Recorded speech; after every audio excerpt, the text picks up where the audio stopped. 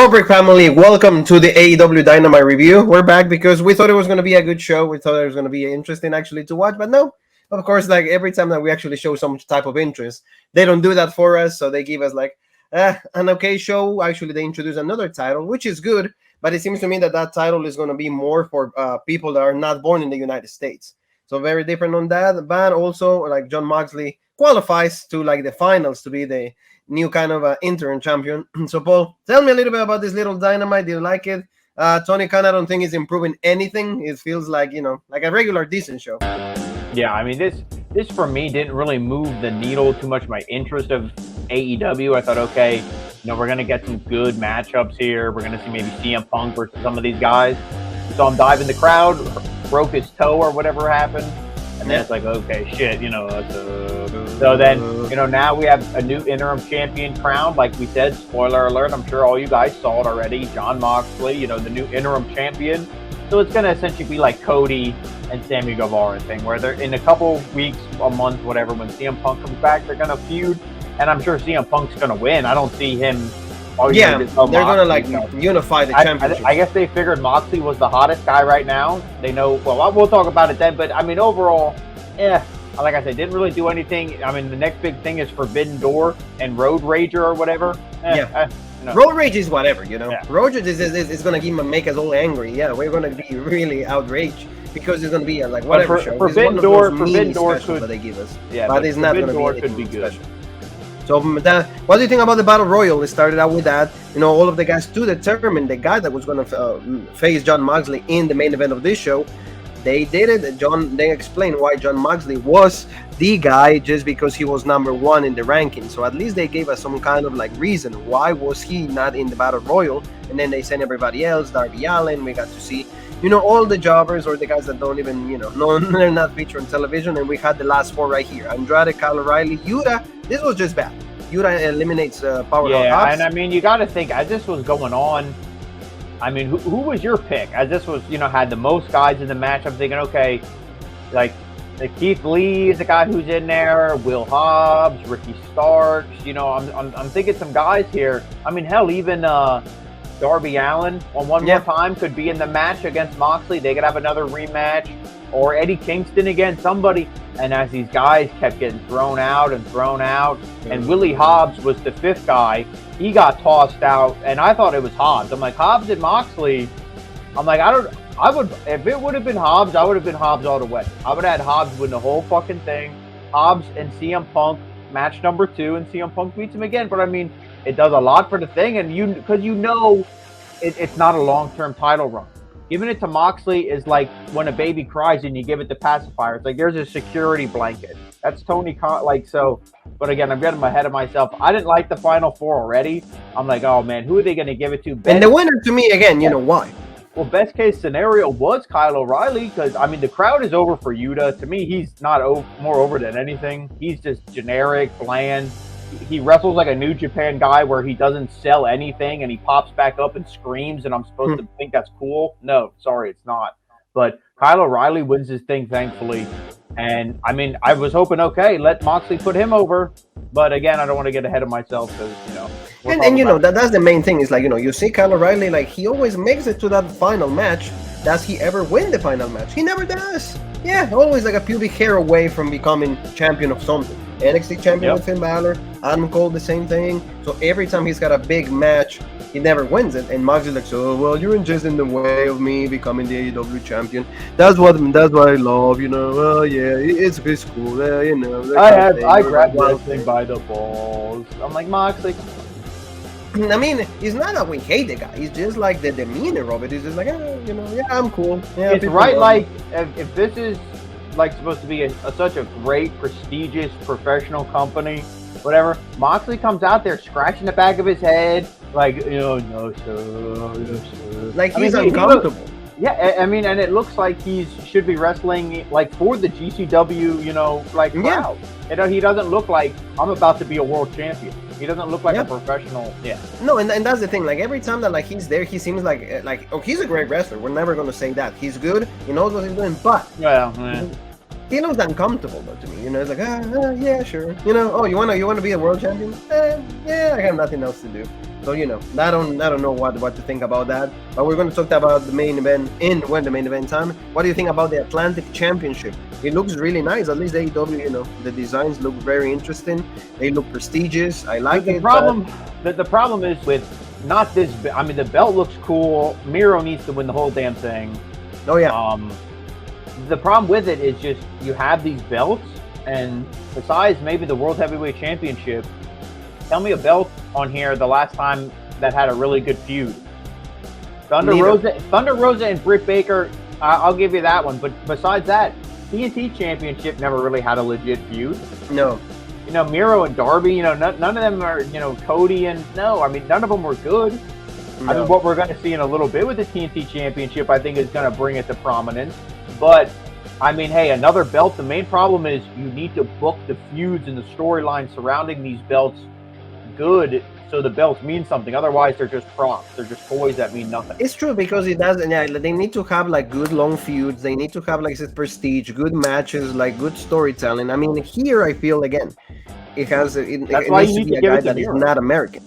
You see Buddy Matthews and Pac. We're going to talk about that. Ethan Page and Miro, Penta and Malakai, and 2 guys from New Japan. So we'll see what happens. But again, if they give them the importance that is necessary for a title to be meaningful to everybody. If not, it's just going to be another prop that people just carry. Yeah, exactly. So it's now. Well, we'll see what happens. And tell me, this match was good. We've seen this probably in the WWE days, Cruiserweight days also. Pac is great. Buddy Matthews great. But again, they make this decision to come to AEW for what? To be treated just exactly as the way that they were treated in WWE. Just as, I don't want to say great or worse, but mid card, you never make it to the main event. You're a nobody, and then Black Arrow and Pac gets the win. Yeah, I mean, I was fine that Pac won here because he's the guy who I think is more over. Buddy Matthews, Buddy Murphy, whatever. Last time he felt legit to me was when he was Cruiserweight champ in another company. Ever since then, he's felt like a lackey, a number 2. Same thing here. And speaking of number 2, he was the shits. He didn't get the win. Pac moves on. We'll see Pac versus Miro in the second round, I'm sure. Probably that. I don't know if that, yeah, like you said, that's going to be probably the semifinals. And Eddie Kingston, this guy again for the Monarchy match. Tell me a little bit about Eddie. I know you want to say something about it. No. I'm just making fun of him because of Smile. I mean, they call out Jericho, call out this. I don't care.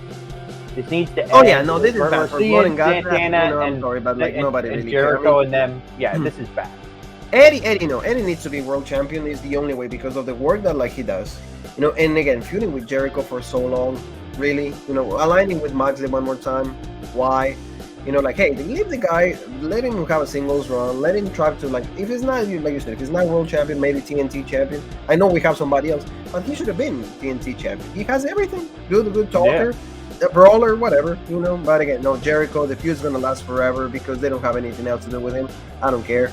Tell me a little bit about this because Trent came out with no talk about, so I don't have my friends. I used to be the best friends. They're all gone, Andrew, Chucky sucks, all of them suck. And then FTR, they want a rematch for the Ring of Honor championships. And Will Ospreay came out. Will Ospreay and his band came out. So that's cool in a way. They destroy FTR and also Trent. But see, this is all New Japan guys. And Will Ospreay officially makes his debut in AEW. He said he will never go to WWE. He's a wrestler. He likes to be a professional wrestler and not to be a guy that entertains others. So, this is cool. But again, Will Ospreay needs to be main event. Not for me, in the middle of the card. We'll see. I don't know. I'm not too excited to see him with a tag team, but we'll see. Yeah, see, that's the whole thing. I don't know if the CM Punk injury really affected this. I don't think so because that was Tanahashi and everything. Yeah. But, like you said, hopefully if Ospreay and them, they come in. But what, then do you have them job? You have FTR job for them to put him over? But no, he should have came in, called out somebody legit, a top star. But who is their top star? Because you took one of your biggest guys, Bryan Danielson. Imagine Ospreay and Danielson having a singles match at the pay-per-view. But nope. You had to put him in the tag team with Yuta and Moxley, but Moxley's the champ, not Danielson. Moxley's the champ. So again, none of the, it's just the booking, the bad booking. You could give Tony Khan the best toys, the biggest gun. You could give him whatever you want. It's just the booking that just really, produces a lackluster show. Yeah, no, like you said, sometimes the way that he manipulates things, like Danielson, they say that he's injured, but he might make it to Forbidden Door. He got injured in the Anarchy, in the ring and all of that. Why? Again, why was that match even booked? But listen to the review that we had on the pay-per-view. No, and exactly, it's like, why do we do these things that are so over the top?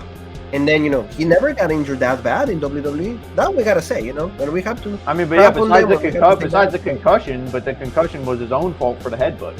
Yeah, but again, other than that, the whole run when he was like the year's champion, the feud with Styles, Roman, all of that, good. He would have been fine. But again, here, I don't know, like they don't protect him as well as they should. Like William Regal talking to Kyle O'Reilly. This seemed to me like an NXT segment. Like the Undisputed Era and all of that. That to me, that was really in NXT. And I don't know if they do that intentionally or they don't. But Adam Cole as champion, Undisputed Era. I don't know. And again, I think they just have that chemistry. I mean, you got to think. It's like walking back into your old job. It's like, and seeing your old employees. Like, remember how we used to do things? Well, let's just go do it again for the 1,000,000th time. Yeah, they did this segment like 100 times and stuff, and but again, Adam Cole has a belt. I mean, it was for Owen Hart. I won't talk anything bad about Owen, Martha, anything like that. But is he ever going to defend it? Does it mean anything? If not, then he should just win it. It should be hanging up somewhere like a Super Bowl banner when the team wins the Super Bowl or the trophy. You put it somewhere on display with Adam Cole's name. You shouldn't carry it around unless you're going to defend it. If it becomes one of your accolades, that's it. Like you said, if it's not, it's just a problem. Even the Heritage Cup, that would be like somebody graduates college. Do you carry your diploma around with you 24/7? No. Exactly. Nah, that's not how it happens. So, the promo was whatever to me because in my head I'm thinking Max is going to win. That's how simple it's going to be. I'm thinking like, that would have been the biggest Isaiah Swerve Scott on the planet if Kyle O'Reilly would have beat Mox. And that's what you should have done. That's what you should have done. But let's go to like the debut of Dave Finlay against Hangman Page. Good match. Finlay's good. A little bit of success on New Japan, a little bit of success on Impact as tag champion. He's split up from Juice Robinson. Juice got suspended in New Japan. I don't know the detail about it. I gotta check on my sources, but like he was just suspended, and the United States Championship is also on hold. I don't know if he's injured, again, suspended, something happened with that, but he debuts on AEW. Hangman gets the win. Of course, the Buckshot Lariat, and then he says, well, I don't have a match, and I don't have a title to go for, so he wants Kazuchika Okada for the New Japan World Championship. So this is cool, but then Adam Cole comes out. So why you have to ruin the moment? Like the feud is over. These two guys had like a very and Adam Cole was on commentary. I mean, to comment on the match quick, I mean, the match I enjoyed. It was good. The crowd was into Hangman. He wasn't in the Battle Royal. It was bullshit, blah, blah, blah. I have my eyes on another belt. Oh, he's turning heel. Is he going to go to WWE? No, he means the New Japan Pro Wrestling belt and the IWGP Championship. But like I said, Cole comes out, interrupts him. Is this because they can't actually get Okada and they're going to do this match again? Or are they just trying to swerve us, whatever? Supposedly that's the plan. Supposedly the plan is Hangman Page and like you said, why can you get Okada? And be like, yes, I agree, whatever. Why Adam Cole? Oh, he's like, oh, my friend Jay White might beat him for the title. I don't want to see Jay White against, Adam Hangman Page. I have more interest in, we see Okada and Hangman, but again, Okada's not going to lose that belt. So, I mean, to me, it would have been CM Punk, like we mentioned, CM Punk, in a healthy CM Punk going against Kazuchika Okada, but that didn't happen. So this is just bad. This I don't like because there's recent history between these two. Are they going to keep going at it or no? I don't care. I'm not a fan of that. Wardlow, like you said, this is going to be okay. This is interesting to see what's going to happen with the TNT Championship, and he's going to go for it. He says that like CM Punk is the AEW World Champion. When he's better, when he's completely healed, ready to go, then he's going to focus on that. But for now, he wants the TNT Championship. Scorpio Sky, Dan Lambert, all of them came out, and also like we get to see this guy Sterling going, and he's like, oh well, you just hurt me and all of that, so you're going to go against all my guys. And he's going to have a 20-1. So this is to me Goldberg. Definitely. Yeah. This is trash. Class action handicap elimination match. 20-1, and he's going to win. Okay. Well, clearly he's going to win. This is going to be a joke, comedy, get him over segment. Smash him over, drag it out however long you want. Give him the TNT Championship. Let him, TNT Champion, go against CM Punk and maybe make him double champ, or maybe he comes this close to beating him again, but that's what you got to do to Wardlow. Just keep smashing him over. But like the Goldberg type of booking bothers me a lot. 20 guys, all it's just. I mean, it buries the security. To me, he should just have a one-on-one match and keep beating guys one-on-one until he finally has the match with Scorpio. Because Scorpio's whole thing was, oh, my arm is injured or his leg or whatever. Yeah, exactly. So. I agree. This, to me, another one that is like, we don't know what to do in the tag team division. Let's keep putting Jeff Hardy in situations where he's actually gonna like kill himself. Let's keep injuring him. The guy's not completely healed yet. Darby Allin in his match was like way over the top because the moves, the spots that they do is always really hard and really dangerous to do. The Extreme, Young Bucks said we won those titles. Jeff Hardy said, well, we beat you guys, so we should be the number one contenders for those titles. Christian shows up. Can you actually be a singles wrestler again? Can you go for a title? No. And, we're going to see this match. They're going to have a ladder match. Of course, they're going to have to do something that they've done before. Here, I hope the Hardys win. Because, otherwise, why would they keep putting themselves in this type of matches? The Hardys have... This is literally the last chance. Because one of them's getting injured in this. Guaranteed. There's no way. Unless they take 0 ladder bumps and they bump for everybody else. But there's no way. That adrenaline's going to be flowing. Jeff's going to be one more time, and it will be the last time. And because they're going to win them. It's going to be CM Punk 2.0, going to win them and then relinquish them because they're going to be hurt. Thank you. And what happened when they won in 2019? Remember when they beat the Usos? Next, at the same moment. Oh, I'm injured. It's whatever. I'm sorry. Done. And then Lars Sullivan done and all of that. Same thing. It's like, don't keep putting these guys in situations where they're going to get injured really fast, especially Jeff. Matt is a little bit careful when it comes to move spots, the spot fest or like whatever dangerous situation sequence they got to do.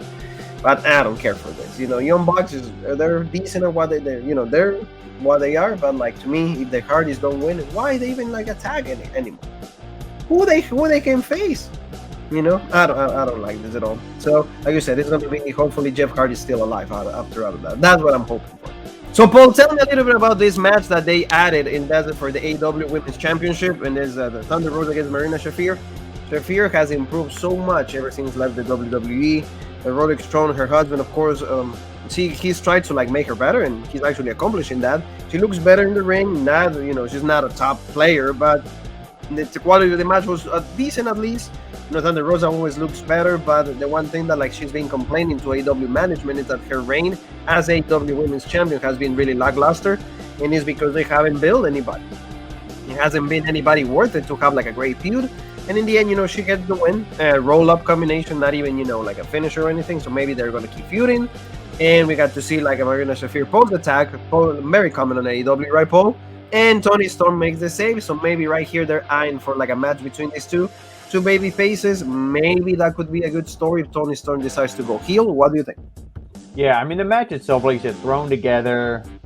So, you don't really have any excitement for it. And even if you did, how excited would you really be for it? No offense, but nobody thought Marina Shafir was going to win this thing. But I think more people are excited for this feud right here, the Toni Storm versus Thunder Rosa, because that has, a chance to be something good. Like you said, even if they're both baby faces, at least it'll be a match that, with people that are both over, that the crowd wants to see. No, yeah, exactly. So maybe, and in Thunder Rosa, these are not those type of opponents because there's nothing else. She's pretty much facing everybody. Because at the point when you have to have your champion say, I want to do an open challenge, that's when you know that the booking is like, we don't know what the fuck we're doing. Exactly. They don't. Which has been a theme. If you noticed in the review I've been talking about, that's a theme here, bad booking. Yeah, it is. It is absolutely right. But let's talk about Jade Cargill because like she's going through with Athena, so Amber Moon for the ones that don't know who she is. Maybe she could be the one dethroning Jade Cargill. We'll see what happens. But first, she's gonna face also Chris Statlander. Also, they're trying to like get the feud going, and she's gonna go against Red Velvet. All these three are a group. The best line of the night was like, Tony, cut the shit. I think that's what it was. You said that you pop for that. It was a good thing. But again, Kiera Hogan, remember in the Impact days, she was actually more prominent, better, like way that like they actually book her. Now it's just whatever. Just a sidekick for like Jade Cargill. So we'll see what they do. Yeah, and I like Bivens as a manager. I know he fits Jade's style more. You know what I mean? He has that charisma. Mark Sterling's like the bumbling, like goofy kind of lawyer. Like I don't want to say he's the jobber manager, but he's the jobber manager. And Jade's definitely, and Jade's definitely. I will tell you what it was. I will tell you exactly what it was. It was lack of chemistry.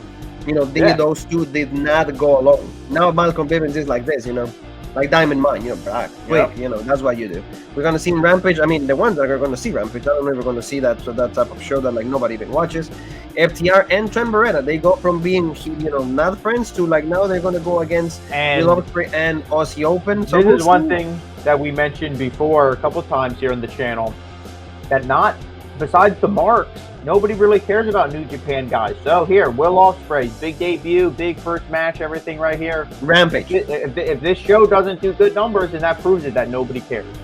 It's because exactly like nobody, unless you are like a mark or like a guy that like absolutely eats professional wrestling every single day, you do not know who Will Ospreay is. I'm sorry. Yep. The guy has his crowd, but again, that's their crowd. That's it. He's not a mainstream guy. He's not the Undertaker. He's not The Rock. He's not, CM Punk. Not even a Randy Orton or Batista or Triple H. Exactly. Will Ospreay, and he doesn't want to be like that. Fine. We're going to see him in Rampage. There you go. They're going to win, like you said. They're going to jump to the other three. Probably Trent will get the pin. I'm thinking that because they're not going to bury FTR. So this is going to be next week also, hair versus hair. Here, probably Ortiz is going to lose because I don't see Jericho getting shaved anytime soon.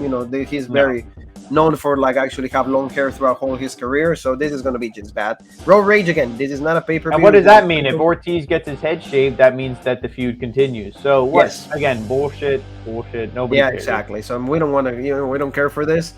This is going to be okay. Ethan Page, good wrestler, again, lost in translation. Do his own doing. Okay, this has nothing to do with like booking. He decided to come this way, and he forgot like we will say this week after week because Joseph Alexander, Impact World Champion, right there. The story tells itself. But Miro here is gonna just crush them. So that was gonna be okay. So tell me, Paul, about the main event because the match was okay, but in the end, this is like kind of watching Finn Balor and Kyle O'Reilly. In the end, we know that like he's not gonna be a top guy, and that's why he will never win. I mean, they put on a great match. It was hard hitting, kicked out of a lot of stuff, fought out of stuff, like had him in big pile drivers, big knee strikes, all this stuff, whether it's a rope break or just a kick out. I mean, the crowd was into it. And, a picture-in-picture during the match killed it. Somehow you should have booked it, figured out your advertisement slots, and had this whole match be, uninterrupted. I think that would have, kept it a lot better. But, I mean, this was good for what it was. But, again, when you're looking at a match and you already know the finish before the bell rings, you can't really get into it that much. So that was really the only issue. Even when O'Reilly had him in some spots, I thought, this ain't going to be it. This ain't going to be it. And it wasn't it. And eventually Moxley, he got the win. And like I said, this is Tony Khan's. It's a safety net. It's a security blanket. Moxley is, for the most part, over. He's bulletproof with this crowd. He can do whatever he wants. They love it. They eat it up. Give him the belt for a couple weeks, or however long it takes CM Punk to come back till they have their match. That's all this is. Yep, exactly. And they need a big name for like Forbidden Door. And they were like, remember talks that like they wanted to do Tanahashi and Moxley for a long time. And that's been Moxley's ass. He's the one that wants that match. He's the one that did that one of like his like dream matches to be like go against Tanahashi. There you go. There's your opportunity. CM Punk, Paul is even like falling asleep. All of that for us to go. So family, thank you very much for being with us. And don't forget, we will come back during the weekend for NXT UK review because we're gonna have Ivy Nile going against Meiko Satomura. That's gonna be a great match. NXT UK. That's when there'll be no fun. No, exactly. Like Paul is like falling asleep. He's done. He's been like like doing like he's been the world champion somewhere else. So that's fine. We're happy for Paul. Don't forget, family, help us out with a subscription and also where they can find us. And that is on Rope Break on Facebook, the OG Rope Break on Twitter, the original Rope Break on Instagram, Twitch, and TikTok, and of course right here on YouTube, the home, of the #1 podcast in the YouTube wrestling community, the original Rope Break. You and me have one more thing that is left to say, and that is...